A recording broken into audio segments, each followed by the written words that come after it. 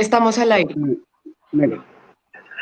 Buenos días para todos. Quiero agradecer a quienes se han conectado en el día de hoy a este Facebook Live para poder hablar de Agua de Dios. Soy Nancy Patricia Gutiérrez, consejera presidencial para los Derechos Humanos y Asuntos Internacionales, hija de Agua de Dios, y hemos convocado en el día de hoy a un grupo de personas que queremos hablar sobre Agua de Dios, su futuro, su historia.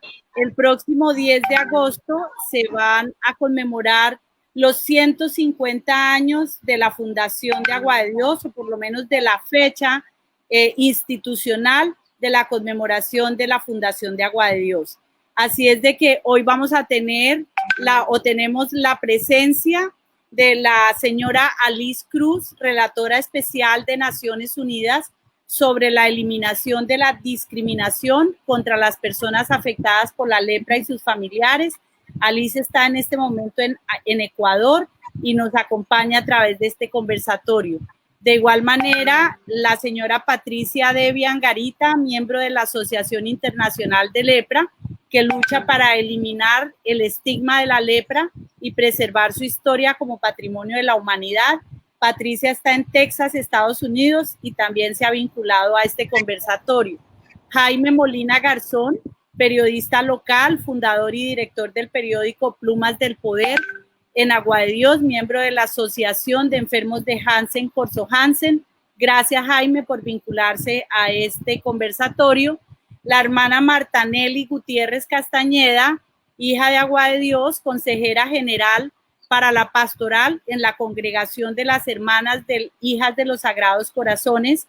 Hermana Marta Nelly, además mi hermana, un saludo muy especial también. Gracias por estar aquí con nosotros y agradezco muy especialmente a quienes nos han ayudado para sacar adelante esta iniciativa, a la doctora Isabel Cristina Jiménez, hija de Agua de Dios y también parte de este equipo, a Diana Lorena Soto, nieta de Agua de Dios y también parte de este equipo, a Daniel Perdomo Gutiérrez, mi hijo, y a todas las demás personas que se han vinculado para hacer posible este conversatorio.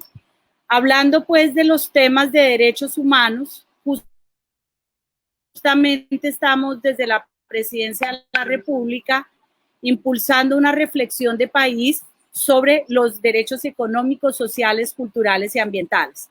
Y obviamente la doctora Liz Cruz tiene toda una experiencia y una visión de la relación de los derechos humanos con toda la historia que tiene la humanidad frente a la enfermedad de Hansen o enfermedad de lepra. Así es de que le doy bienvenida a Liz, relatora especial de Naciones Unidas, experta en el tema, para que nos hable de su experiencia internacional en esa relación de los derechos humanos y la enfermedad de lepra o de Hansen. Bienvenida, Liz. Muchísimas gracias, señora consejera. Realmente es un honor estar aquí con ustedes hoy. Muchos, o sea, todos ya tuve el placer de conocer personalmente. Y bueno, pensando un poco en su pregunta, yo creo que a pesar de que muchas personas creen que la enfermedad de Hansen o lepra es una enfermedad del pasado, esto realmente resulta de un proceso de discriminación, porque no lo es. Es una enfermedad contemporánea que todavía nos pone muchos retos en términos de acceso a la salud y a efectivizar el derecho a la salud para las personas que se enferman de enfermedad de Hansen y sobre todo yo creo que el problema más grande todavía es la discriminación. Yo he trabajado en los últimos 2 años y medio en todo el mundo y realmente es hasta para mí que ya como académica trabajaba con enfermedad de Hansen desde hace mucho tiempo, ha sido una sorpresa muy triste percibir que las personas afectadas todavía sufren todo el tipo de discriminación, incluso violencia doméstica, violencia sexual. Las personas tienen mucha dificultad en tener un trabajo digno. Hay discriminación en la familia, en el trabajo, en los servicios de salud. Entonces, realmente no es un problema que podamos olvidar, es un problema de nuestras sociedades contemporáneas, es un problema de derechos humanos para el cual son necesarias políticas públicas de inclusión. Gracias, Alice. Vamos a seguir conversando. Le preguntamos a Jaime Molina ya su visión. Usted, Jaime, que ha estado muy vinculado a los temas culturales del municipio, su experiencia, obviamente, como periodista que día a día habla con tanta gente, recoge la opinión, esas vivencias de Agua de Dios que nos llenan de dolor, pero también de fuerza.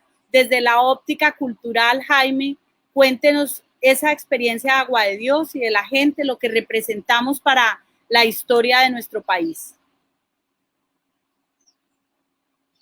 El micrófono, Jaime, el micrófono. Ya, muy buenos días a todos. Estoy esperando la entrada. Sí, Jaime, siga. Bueno, muy buenos días a todos, a Alice, a todos los que estamos en... La verdad es que en Agua de Dios nosotros comenzamos un trabajo en el 2002 en lo que se relaciona con el tema de la enfermedad de Hansen, de los derechos humanos, y desde el 2003 estoy trabajando el tema del estigma. Yo tuve la oportunidad de que me invitaran a la India en el año 2010, donde las Naciones Unidas precisamente sacaban la resolución sobre los deberes y los derechos de las personas afectadas por lepra, como es el nombre que le dan directamente en Europa. Y hemos tenido la oportunidad de recorrer varios puntos del país. Trabajamos en el 2004 con casi, el 2005, 2006, 2007 con casi el 80% de los capitales del departamento tocando el tema de la historia y tocando principalmente el tema del estigma. Posterior a la asistencia a Pune, India, donde la Organización de las Naciones Unidas nos presentaba precisamente la resolución que habían sacado en septiembre del 2010 sobre los deberes y los derechos de los enfermos de Hansen, pues nos dimos a la tarea de difundirlo como fue nuestro compromiso por diferentes partes. Hemos hablado mucho sobre el tema del estigma. El tema del estigma es quizás el preferido mío, lógicamente, después de haber comenzado con la conmemoración del Día Mundial de la Lucha contra la Lepra en el año 2003. Pero lo hemos traído y pude completar prácticamente con el apoyo de Japón, asistir a varias partes y conocer que la historia de la enfermedad de la lepra es universal. Lo mismo que sucedió en Colombia, es lo mismo que sucedió en el Ecuador, donde tuve la oportunidad de ir también a Quito a dictar las conferencias. Es lo mismo que sucede en el Brasil. A propósito, en Brasil, con esa cantidad de leprocomios que ven allá en 33 leprocomios. Aquí en Colombia, pues el tema del estigma se ha logrado un poco disipar. Hemos hablado mucho sobre el estigma, pero todavía falta mucho. Es inconcebible que uno haya conocido casos como de una madre que botó a su hijo de la casa porque había salido con el bacilo de la enfermedad de Hansen, pero más terrible que unos hijos hubieran botado a sus padres de la casa precisamente porque salieron contagiados, salieron con el bacilo de Hansen. O sea que el estigma es en todas partes y tenemos que reconocerlo. Es que el estigma viene desde la época de la Biblia. Siempre se hablaba, inclusive allí se hablaba de leprosos, que es una palabra que ya está prohibida por las Naciones Unidas. Es un tema de estigma, pero todavía se sigue utilizando por otra parte. En los códigos egipcios, por lo menos se hablaba de que los enfermos de lepra, los leprosos eran un castigo de Dios. O sea que mire desde cuántos siglos de los siglos viene el tema del estigma. O sea que ya después de que se comenzó a tocar después de que Gerard Amador Hansen pues descubrió el bacilo de la enfermedad de la lepra. Se ha comenzado un trabajo de desestigmatización por todos lados. Y aquí lo que tiene que ver con Agua de Dios, hay estigma muy cerquita. Todavía Agua de Dios también perteneció a ese punto de los estigmas. Por lo menos en Agua de Dios le decía a una persona, ¿usted va para dónde va a ver estas vacaciones? Yo voy para Agua de Dios. Uy, ¿no le da miedo? Eso en Agua de Dios la gente va caminando y se le caen los brazos, se le caen las manos, se le cae todo eso. Ese estigma, lógicamente, es por la ignorancia de las personas de conocer la verdadera historia. Yo en el 2003, cuando se hizo la inauguración de Corso Hansen, yo dije en la casa médica, así como la enfermedad de la lepra está comprobada científicamente que tiene cura, yo estoy convencido que la ignorancia por el estigma también tendrá cura, y en eso hemos trabajado prácticamente desde el 2003.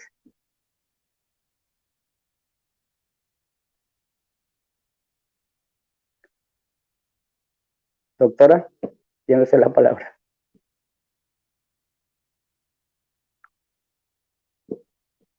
¿Hay alguna otra pregunta, doctora? ¿Me está escuchando?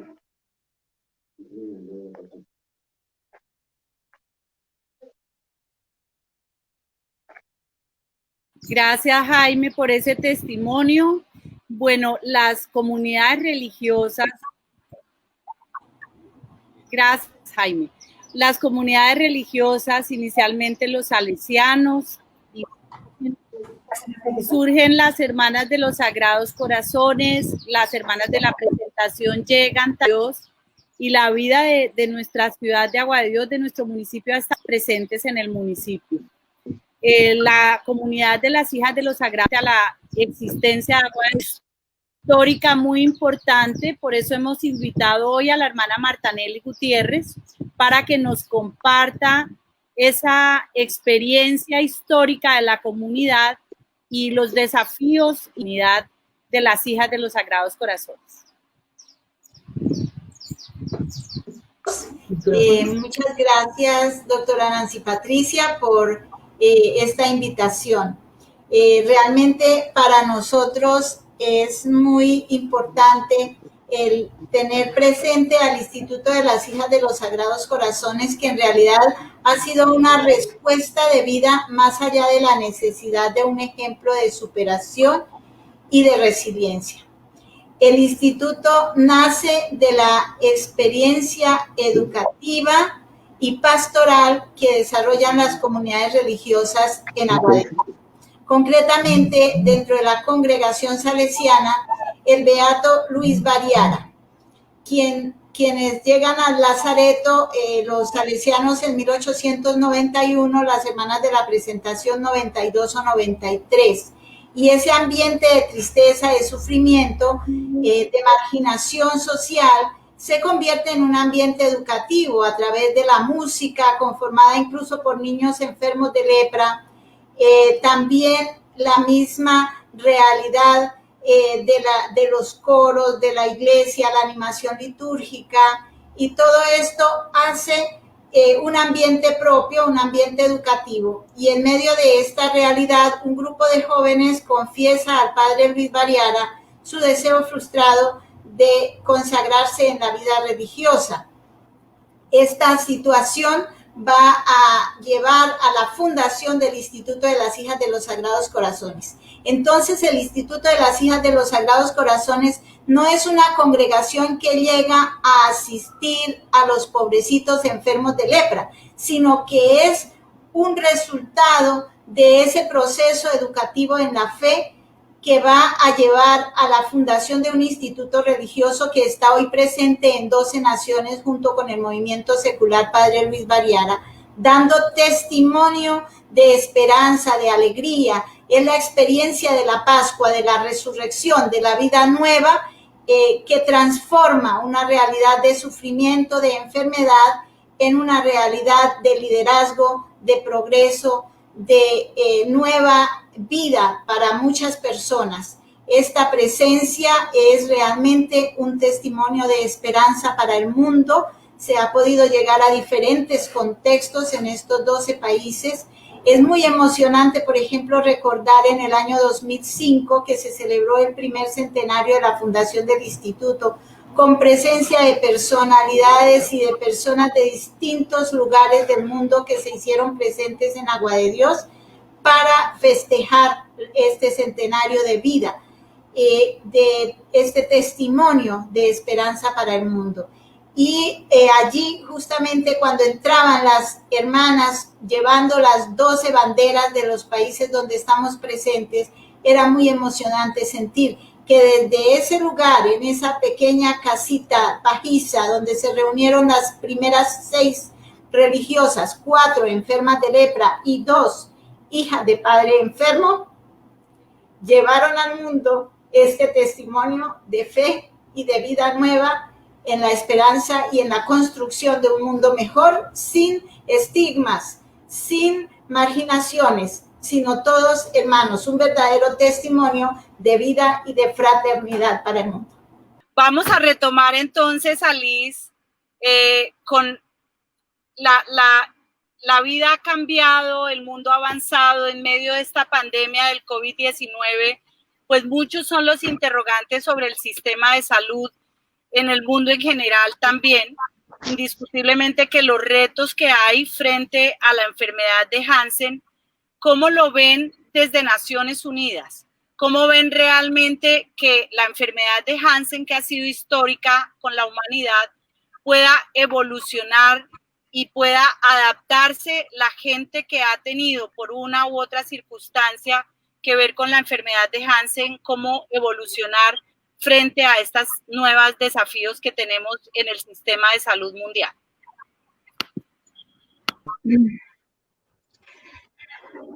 Gracias, señora consejera. Bueno, si me permite, yo quisiera todavía referir algo con respecto a su pregunta anterior, que yo creo que es importante para las personas que nos están viendo. Quisiera que las personas sepan que todavía existen más, bueno, ¿cuántos serían? Pero tenemos más de 50 países en el mundo donde todavía hay leyes discriminatorias en contra de las personas afectadas. Y la gran mayoría de estas leyes fueron creadas justamente en el tiempo donde se construyeron estos grandes sanatorios como Agua de Dios.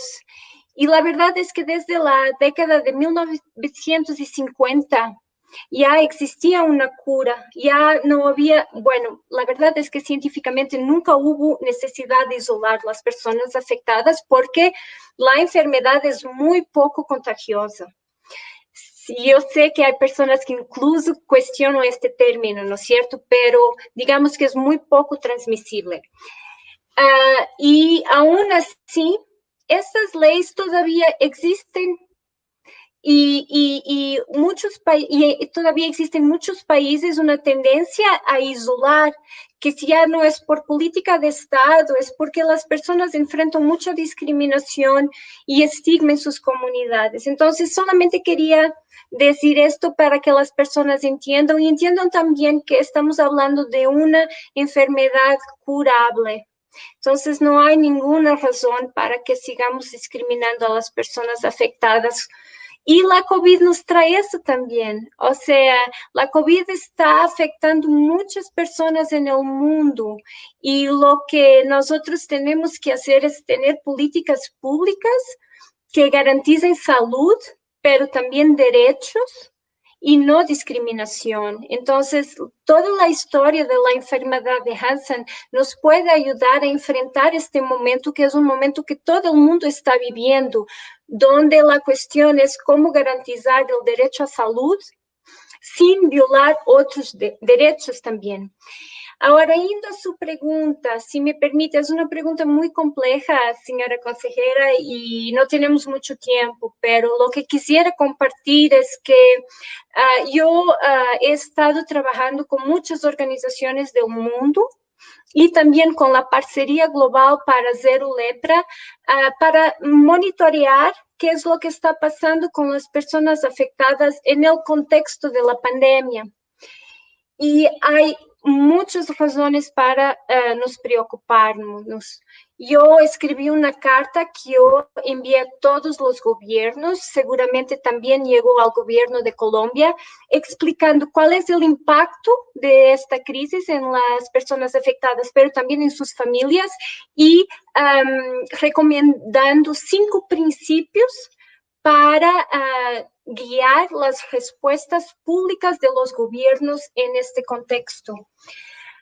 Yo quisiera, como habló específicamente de salud, no voy a ir a otras cuestiones, pero estamos hablando de muchas personas que no tienen acceso a comida, a agua potable, que como nunca estuvieron integradas en el mercado de trabajo formal, no tienen ninguna fuente de ingreso en este momento. Entonces, estamos hablando de una situación humanitaria grave. Pero con respecto a la salud, lo que también está pasando y es muy preocupante es que, claro, ahora todos los sistemas de salud están sobrecargados con la COVID. Entonces, eso, juntamente con las medidas de cuarentena, hacen con que muchas personas no estén siendo diagnosticadas, otras no están teniendo acceso al cuidado médico. No hemos tenido muchos problemas con la provisión de poliquimioterapia, que son las 3 drogas que utilizamos para tratar la enfermedad, pero hay muchos problemas en muchos países de acceso a las drogas que son necesarias para los problemas de salud que vienen con la enfermedad, como las reacciones. Entonces, hay países donde las personas no están recibiendo cuidado médico porque no tienen transporte privado y no hay transporte público para llegar. Hay lugares donde las personas sí llegan al servicio de salud, pero los profesionales están con tanto miedo que no quieren atender. Hay países donde escucho que ya estamos observando un aumento en el diagnóstico tardío en crianzas, en niños y niñas que ya son diagnosticadas con discapacidad. Entonces, estamos en un contexto donde todos los avances de las últimas décadas están en peligro. Y lo que pasa es que como estamos hablando de una enfermedad que la gente cree que ya no existe, que es solamente del pasado, que no afecta así una proporción muy grande de la población, no es una prioridad para los gobiernos. Entonces, eso, más el hecho de que estamos hablando de una población y en muchos casos y en muchos países vulnerable, está realmente causando problemas graves en términos de servicios de salud. Entonces, nosotros lo que tenemos que hacer es garantizar que los gobiernos cumplen su deber de asegurar el derecho a la salud a las personas afectadas por enfermedades. Y eso significa actuar no solamente en términos del sistema de salud mismo, pero también en ayudar a las personas a tener medios de transporte, a tener una fuente de ingreso mínima con apoyos sociales para que puedan también irse a los servicios de salud, etcétera, que tengan acceso a comida. Entonces, es para garantizar el derecho a la salud en este contexto, hay que implementar una intervención de tipo multisectorial. Pero sí estamos viviendo una situación que en muchos casos puede ser preocupante, señora consejera. Gracias, Alice. Gracias por esas reflexiones tan profundas que nos ha hecho. Bueno, estábamos esperando a Patricia Devia, quien además de su visión desde Agua de Dios, pero ha tenido la oportunidad prácticamente de recorrer el mundo con una causa y es la no estigmatización. ¿Cómo ve esta situación también en la actualidad, Patricia? Bueno, gracias, doctora, por la invitación y pues feliz de verlos a todos ustedes y saber que estoy conectada con mi gente en Colombia, en Agua de Dios y en Contratación, Santander. ¿Cómo veo la estigmatización ahora?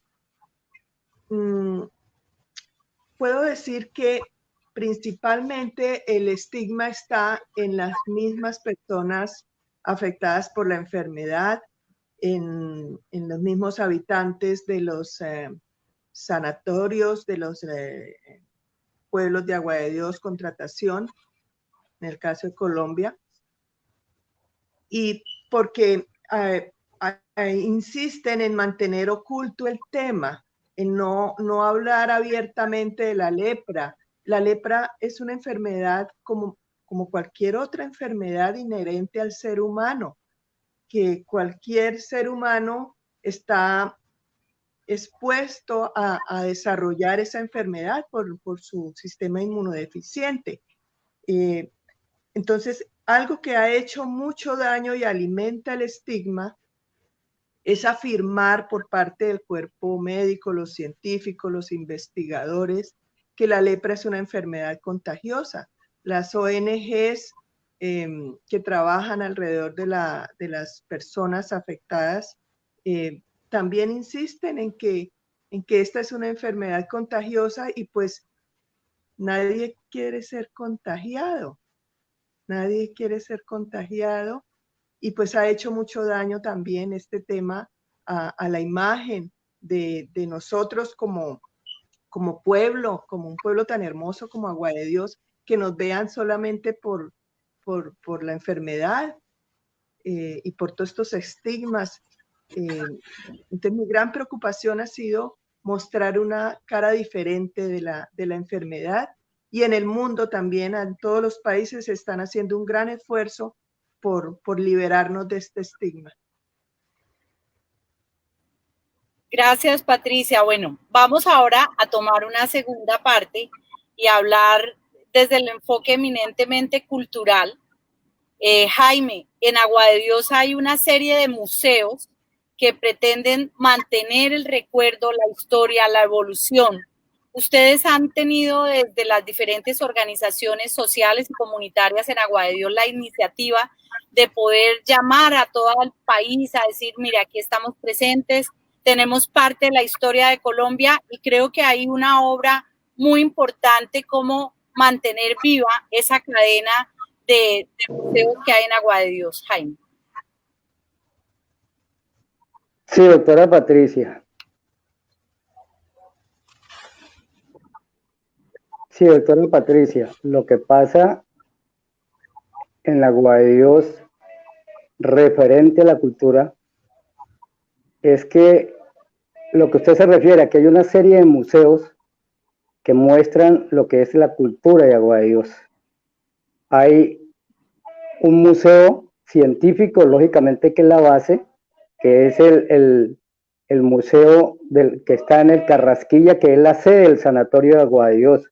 Pues ellos tuvieron la base, tuvieron todo lo que se relaciona con elementos que pertenecieron cuando se comenzó precisamente a atender la gente en Agua de Dios, y no estoy hablando sino de varias décadas. Está también el Museo Luisa Calvo, que el Museo Luisa Calvo, para mí, yo siempre he catalogado que el maestro Luisa Calvo, conocido a nivel mundial, ha sido como el estandarte de mostrar nosotros los enfermos de Hansen. Él también toca, lógicamente, la vida del maestro Luisa Calvo. Está el Museo de Luis Bariara. La historia del beato Luis Bariara es una historia muy linda. Es una historia muy linda porque él, siendo sacerdote, pues sufrió ese estigma cuando tenía estas niñas enfermas de lepra que querían entrar, ser monjitas, y prácticamente no pudieron. Le tocó a él fundar la Congregación de las Hijas de los Sagrados Corazones de Jesús y de María, que, como lo decía la hermana Marta ahorita, están en todo el mundo. En ese tiempo la formaron solamente para comenzar con personas relacionadas con lepra, como eran las 4 monjitas, las 4 niñas enfermas de lepra y unas hijas de enfermo. Hoy en día hay de toda clase de allí, sanas, enfermas, en la Congregación de las Hijas de los Sagrados Corazones. Y el convento de Betania, ahí está el museo del padre Luis Bariara. A ver, pasamos ahora al Museo Agua de Dios Vive, que es el museo que yo comencé hace ya 11 años con el estilo fotográfico, dijéramos, ese es el museo popular, porque toca cada foto que allí se reproduce, es una historia de una imagen congelada hace muchos años. Entonces, allí está plasmada la historia de la gente.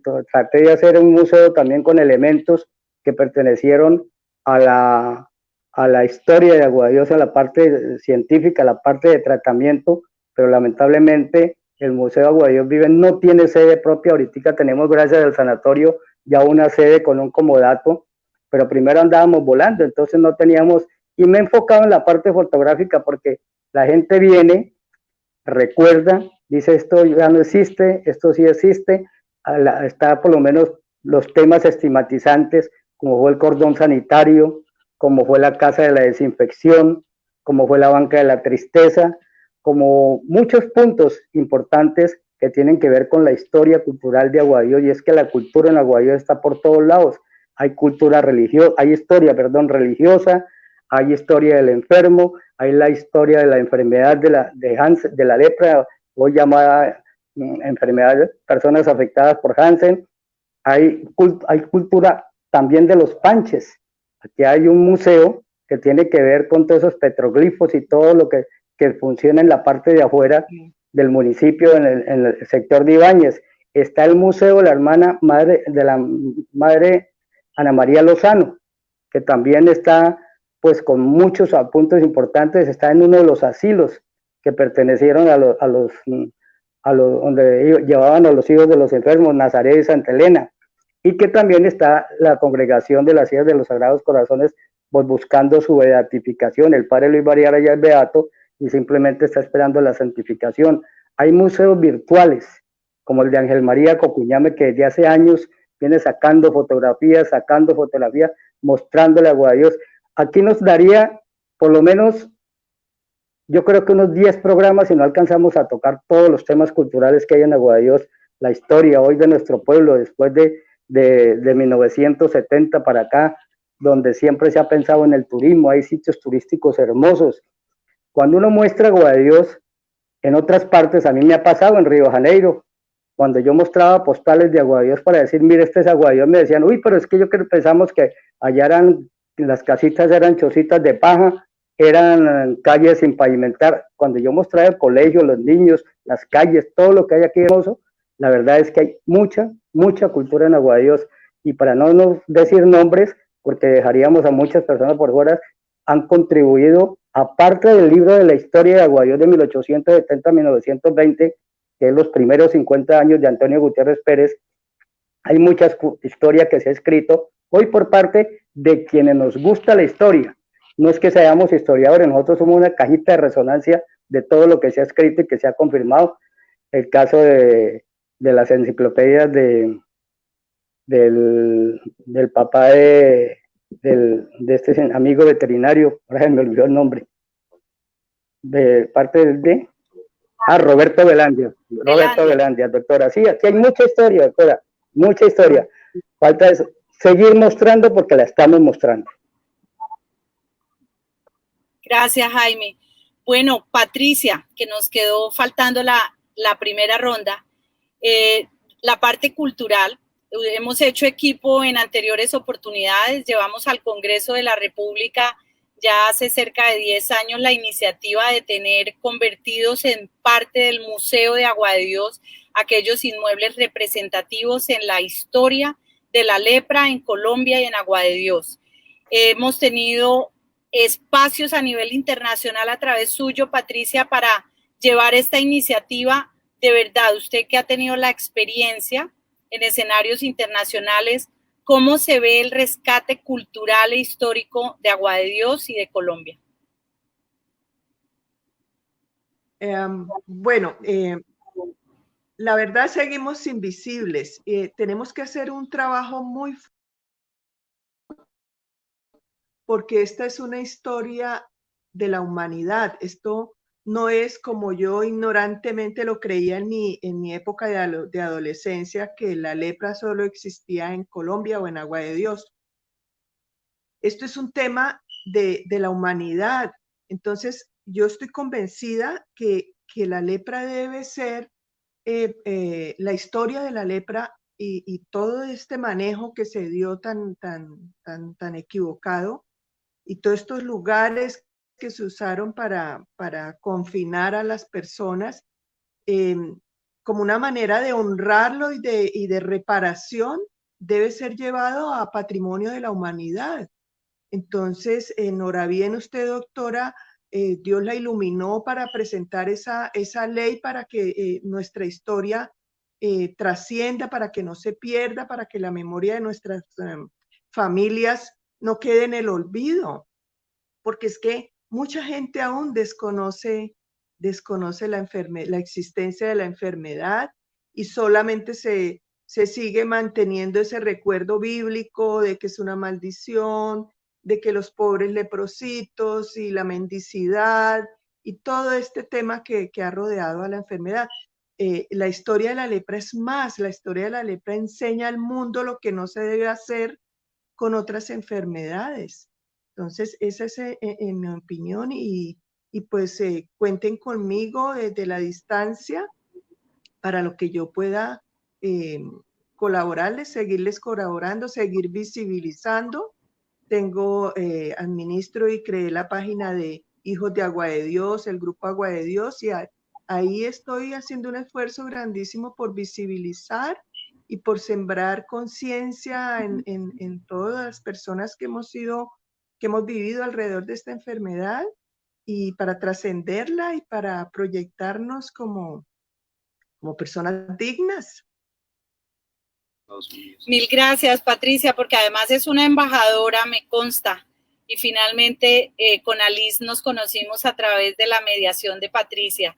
Bueno, hermana Martanelli, la comunidad de las Hijas de los Sagrados Corazones, a la cual pertenecemos todos de corazón y alma, tiene unas historias de resiliencia. Nosotros, desde la Consejería Presidencial para los Derechos Humanos, estamos haciendo unos programas semanales, martes y jueves, hablando de los derechos humanos, y justamente sobre la base de dos palabras que son bienvenidas en este conversatorio: la solidaridad. La señora Michelle Bachelet, alta comisionada de Naciones Unidas para los Derechos Humanos, ha llamado a la humanidad a la solidaridad derivada de la circunstancia especial de la pandemia del COVID-19. Pero esta palabra solidaridad nos la enseñaron a nosotros en Agua de Dios toda la vida, y yo creo que por eso tenemos tanta solidaridad y tanta sensibilidad hacia los derechos de los otros. Pero hay una palabra del presidente Iván Duque que nos identifica como país, y es la resiliencia. Esa posibilidad de dejar atrás los dolores, las amarguras, los sufrimientos, y seguir día a día en la lucha construyendo. Ustedes son fiel testimonio de resiliencia. Hermana Martanelli, háblenos de la resiliencia desde la óptica de la comunidad de las Hijas de los Sagrados Corazones.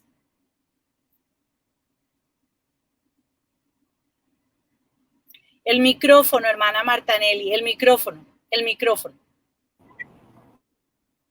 Dos cosas. Primero, la solidaridad. La solidaridad nace precisamente en esa primera experiencia cuando el beato Luis Barriara escribe una carta a todos los niños y jóvenes de Colombia pidiéndoles 1 centavo para construir el Asilo Miguel Uña, hoy el Colegio Departamental Integrado Salesiano Miguel Uña, con el aporte de todos los niños y jóvenes de Colombia, considerándolo el monumento nacional de la niñez y la juventud de Colombia para la niñez proscrita de Agua de Dios. Entonces ya ahí hay un monumento vivo, que es la construcción de este centro educativo.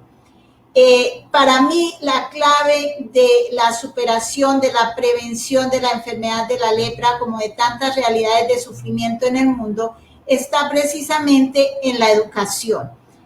Está bien políticas de salud y demás, pero cuando la persona es capaz de descubrir en sí misma esas capacidades, ese proyecto que es proyecto de Dios para la construcción de una nueva sociedad, es capaz de superar toda situación había entre nuestras hermanas discapacitadas, habían ciegas, habían personas que no podían trasladarse de un lugar a otro. Y sin embargo, desde esta realidad de superación de algo que parecía limitar, entonces se va tejiendo toda una realidad humana animada, motivada desde la experiencia de la fe, de la Pascua, de la nueva vida. La resiliencia nos ha permitido a nosotras superar estas limitaciones, hablar, decir con franqueza dónde ha nacido el instituto. Hay una obra sobre la vida del padre Luis Barriara que se titula De agua de Dios al mundo. Esa es nuestra experiencia. Salimos de agua de Dios para hacer testimonio en el mundo de una verdad, de una historia que va más allá de situaciones de pobreza, de limitación, de miedos, de temores, de pobrecitos de nosotros. Entonces es más bien asumir un protagonismo, un liderazgo de nuestra propia realidad y llevarla hasta los lugares donde sea necesario. En alguna ocasión en que compartía precisamente en Roma en un grupo de historia salesiana, y algunos empezaban a preguntar, ¿es verdad esto? Ya Jaime hizo alguna descripción sobre cuántas cosas se decían en torno a agua de Dios, y uno de los sacerdotes, profesor de la Universidad Pontificia Salesiana de Roma, tomó la palabra y dijo: hermanos, un momento, yo fui enfermo de lepra en mi juventud y estuve en un sanatorio durante 2 años, el padre Giuseppe Gamba, y dice, y yo he superado la enfermedad. La enfermedad no nos puede detener, ni nosotros podemos seguir mirando al enfermo o a la congregación de las hijas de los Sagrados Corazones como, digámoslo en palabras nuestras, como un bicho raro, sino como una realidad, una historia de superación que es parte de la historia de la humanidad y que es la que nos ayuda a nosotros a descubrir un proyecto de vida, de salir de esa realidad, un poco de quedarnos en nuestra pobreza interior, sino ir más allá. Dios nos ha creado con un fin específico, de ser los administradores y los que van a ayudar a la perfección de la creación. No podemos quedarnos ahí. La doctora Alice trataba precisamente este momento de pandemia frente al COVID, y en muchos momentos, sobre todo al inicio, cuando se trató de marginar a los mismos trabajadores del área de la salud, personas que no querían aceptar que el médico llegara a su casa por el miedo al contagio y todo esto. Nosotros estamos ahí como protagonistas, como líderes, como agentes de decir, no podemos seguir discriminándonos unos a otros. Nosotros tenemos un testimonio de superación, de resiliencia, que nos permite ir más allá de esta realidad, de esta condición, porque estamos llamados a ser grandes en la historia desde esa superación. Entonces, para mí es muy importante, sí, las políticas de salud, pero mucho más importante ese nivel de educación preventiva que va a llegar a los niños, a los jóvenes, a las personas que tienen aún esa mirada de miedos, de temores, para poder superar. Primero, nosotros que hemos sido afectados de pronto o directamente por la enfermedad o por parientes enfermos, o aquellos que a través del estudio hemos podido descubrir que no podemos seguir ahí en esa realidad, sino ir más allá, ir realmente a un proyecto de vida que nos compromete, como dice el lema de la educación salesiana, a formar buenos cristianos y honestos ciudadanos. Aquí entra este campo de la solidaridad humana, este campo de la fraternidad universal, que nos hace realmente testigos de una vida nueva, testigos de una experiencia de Pascua que deja esta situación de enfermedad, de padecimiento, de sufrimiento, para llegar realmente a la resurrección, que es la identificación de un proyecto de vida al servicio de la sociedad.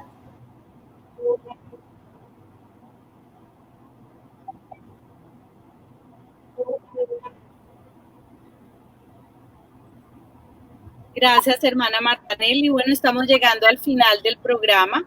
Tenemos algunas preguntas que nos han hecho llegar las personas que nos siguen en las redes sociales. Y antes de darle la palabra a la doctora Liz, yo creo que la situación de violación de los derechos humanos fue desde el inicio del manejo equivocado que los estados dieron en la enfermedad de Hansen. Quienes oímos la historia de nuestras familias sabemos que muchas personas fueron privadas de su libertad de manera injusta para ser conducidos a los llamados sanatorios con el ánimo de aislarlos. Se violaron muchos derechos humanos, el derecho a la dignidad, el derecho a la libertad, el derecho a tener una familia. Muchas familias quedaron deshechas por cuenta de estas políticas equivocadas.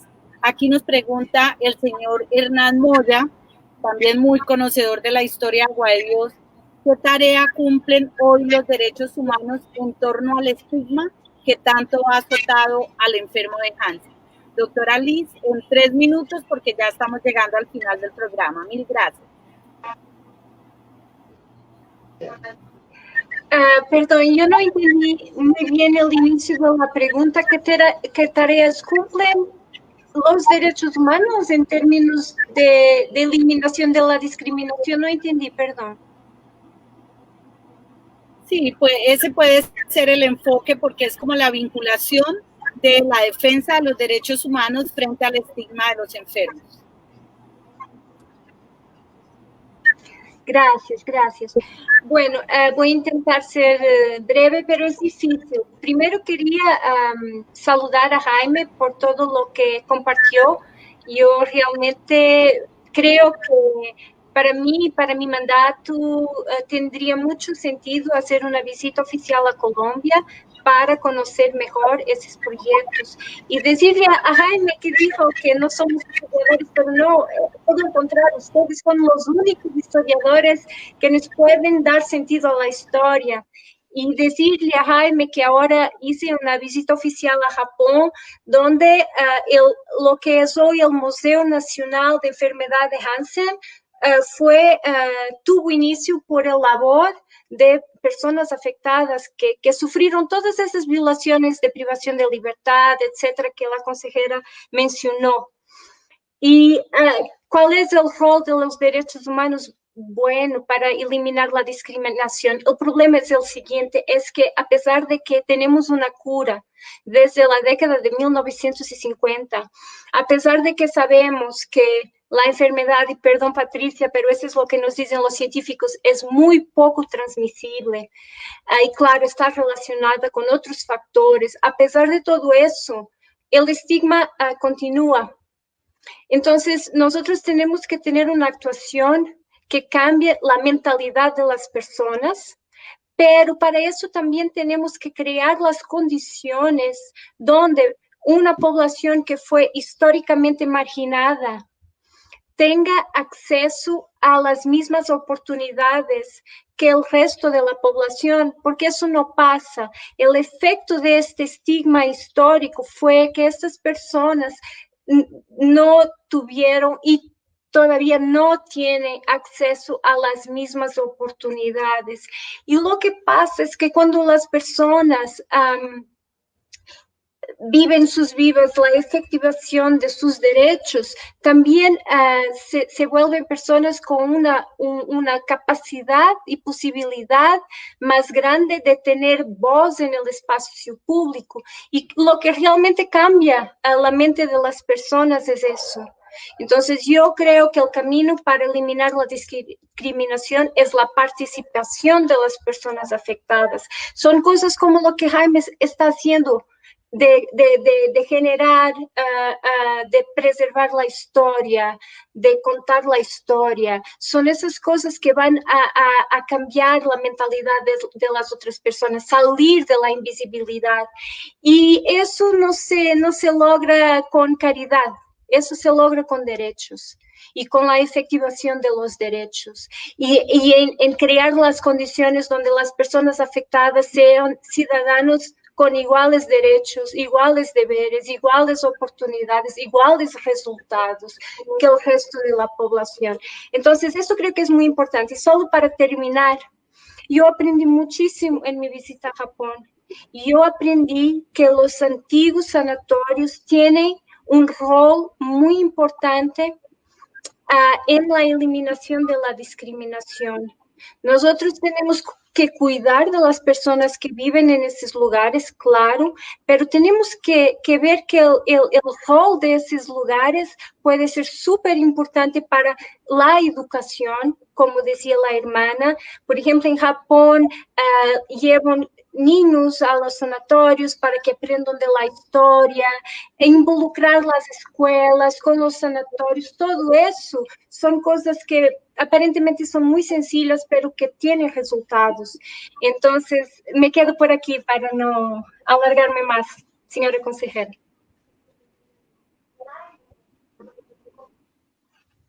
Gracias, Alice. Bueno, tenemos aquí otra pregunta que viene encaminada sobre la ley 1435, que fue la que determinó 16 inmuebles, tanto en Agua de Dios como en contratación.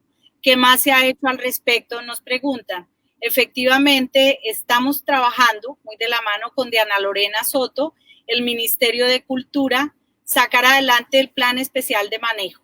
Ustedes saben que los inmuebles, tanto de Agua de Dios como de contratación, son de propiedad de los llamados sanatorios, que son las empresas sociales del Estado, y se requiere, y estamos trabajando en eso, una visión conjunta del gobierno nacional con los municipios y los departamentos para poder hacer una recuperación. Además, hay unos bienes que son propiedad privada, por ejemplo, de las comunidades religiosas, y hay que trabajar también de la mano con ellos para poder darle un uso cultural e histórico, pero que vaya de la mano con la posibilidad de recuperación de estos inmuebles.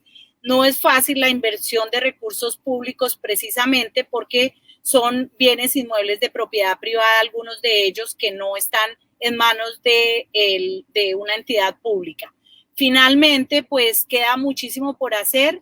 Me acaban de enviar otro mensaje diciéndome que por qué no hablamos de salud. Vamos a ver si volvemos a organizar un Facebook Live, ya no solamente pensando en la conmemoración de los 150 años de Agua de Dios, sino para hablar de lepra desde la óptica de salud. Invitaremos entonces al alcalde, al señor gerente del sanatorio, ojalá nos acompañe alguien también del departamento y de la nación, del Ministerio de Salud, para poder tener este enfoque. Para 2 minutos de despedida a cada uno, le doy la palabra a Jaime con una despedida en torno a este programa y gracias por su participación, Jaime. Bueno, doctora Patricia, muchas gracias a usted por la invitación, la verdad. Ya está abierto. Muchas gracias a usted, doctora Patricia, por la invitación. Lo cierto es que estamos en una actividad desde el 1 de agosto y queríamos hacer muchas cosas para conmemorar estos 150 años, este sesquicentenario de Agua de Dios, porque hay mucha historia. Para terminar, yo quiero, y le voy a robar 30, 40 segundos con lo siguiente. Es que el gusanito mío del periodismo siempre me puya a hablar de críticas. La visibilidad de la enfermedad de la lepra o la invisibilidad de la enfermedad de la lepra también parte de las entidades de las universidades. Yo tuve la oportunidad de estar ante muchas personas en la Universidad de Bolívar, sobre todo en la Universidad del Valle, con todo un séquito de personas que se iban a graduar, y yo dije lo siguiente: lo que pasa es que en las universidades se toca el tema de la lepra, como decir lepra, gripa, otra enfermedad, otra, dolor de cabeza, y no profundizan sobre el tema de la lepra. Por eso es que hay muchas personas que han descubierto con el bacilo de Hansen y ya tienen secuelas. ¿Quién sabe cuántas de estas personas, como me pasó a mí en Boyacá y en Zipaquirá, donde ya habían ido de un médico y le había recetado era una pomadita para esa manchita que ni rasca, ni pica, ni duele, y que no la conocen en las universidades? El decano de la Universidad del Valle del Cauca dijo: es verdad, aquí no tocamos, no profundizamos sobre el tema de la lepra. Para que salga una persona, un médico especialista como el doctor Carlos Mauricio Méndez, aquí en Agua de Dios, tiene que haber venido, pagar el año rural en Agua de Dios, haber sufrido con los enfermos y haberlo hecho. Y tal parece, Alice, que eso parece que es en todas partes. Yo fui a Quito, hablé con la Federación Médica Colombiana, les dije lo mismo y ellos asintieron que sí, tienen razón, en la universidad no se profundiza sobre esto. En Río de Janeiro se lo dije a la ministra de Salud y parece que en todas partes esto es la invisibilidad de la enfermedad, es también culpa de las entidades, de las universidades y sobre todo de la parte médica y todo, porque es no solamente el médico, es terapistas, fisioterapistas y todos los demás que estudian en la universidad. Esto debe visibilizarse y debe programarse directamente desde el Ministerio de Salud. Gracias, Jaime. Patricia, 2 minutos de despedida. Aquí me preguntaron que quién creó la página Hijos de Agua de Dios. Ya usted contó que fue usted misma, pero bueno, un propósito de visibilizar todo lo que tiene que ver con Agua de Dios. Sí. Bueno, nuevamente gracias. Nuevamente agradecer a doctora Nancy por esta iniciativa, por la invitación y me despido pues invitando a toda mi generación a que no tengan vergüenza de hablar de lepra, de hablar de nuestra historia. Tenemos una responsabilidad histórica con Agua de Dios, debemos visibilizar nuestro patrimonio histórico y cultural, nuestra riqueza cultural. Y bueno, nos vemos en las redes sociales, en la página Hijos de Agua de Dios, el grupo Agua de Dios y otras páginas que tengo ahí. Estoy tratando de organizarlas por tema, porque pues es muy amplio y gracias a todos los que siguen mis publicaciones. Muchas gracias. Gracias, Patricia. Hermana Martanelli, también su despedida. El micrófono. Bueno, compartir con ustedes, sentir esa cercanía de Agua de Dios, la llevamos siempre en el corazón, lo decía el padre Fernando Peraza, cada hija de los Sagrados Corazones en el lugar donde se encuentre debe vivir un agua de Dios, crear un agua de Dios. Por eso nuestras hermanas, aún en las instituciones educativas, han creado diferentes programas de prevención, de educación en torno a la enfermedad de la lepra. Contamos con un gran número de médicos, enfermeras, fisioterapistas que han descubierto su vocación profesional en el campo de la salud a partir de estas experiencias que han promovido las hermanas en los diferentes centros educativos. Además de que seguimos orgullosamente diciendo que nosotras salimos de Agua de Dios para el mundo y que somos testimonio de fe y de resiliencia como promotoras de la presencia de un Cristo resucitado. Somos experiencia de una vida nueva que nace del sufrimiento de la enfermedad para dar testimonio de alegría y esperanza para el mundo. Muchas gracias. Gracias, hermana Martanelli. Alice, gracias por su participación. 2 minutos de despedida. Esperemos que cuando terminen estas medidas restrictivas de movilidad la tengamos en Agua de Dios y pueda ser testigo directo de toda esta riqueza histórica, cultural y de la resiliencia que tenemos en Agua de Dios.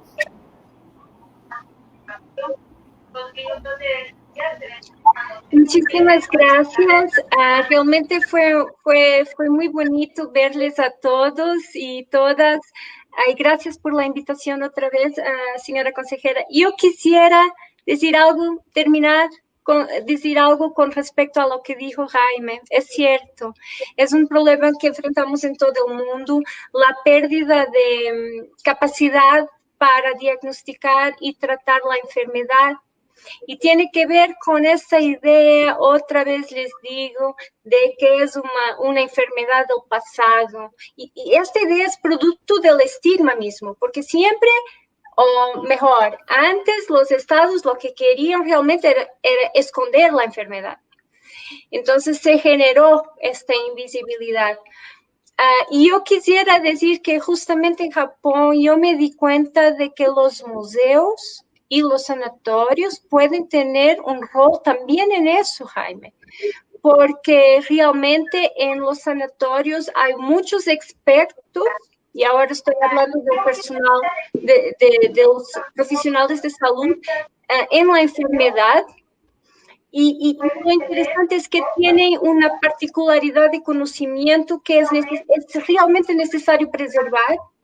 Y tanto los sanatorios como los museos podrían tener un rol ahí, además de las universidades, lógicamente.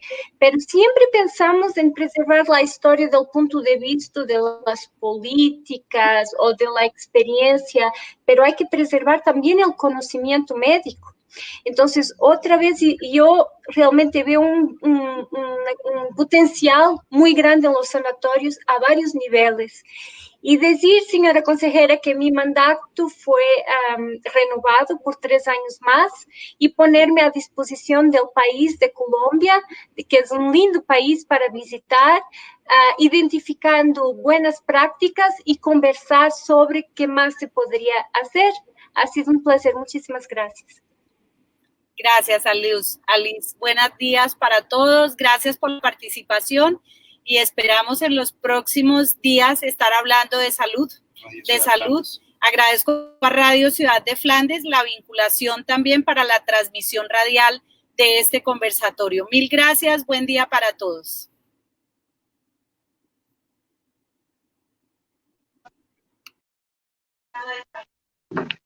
Salud.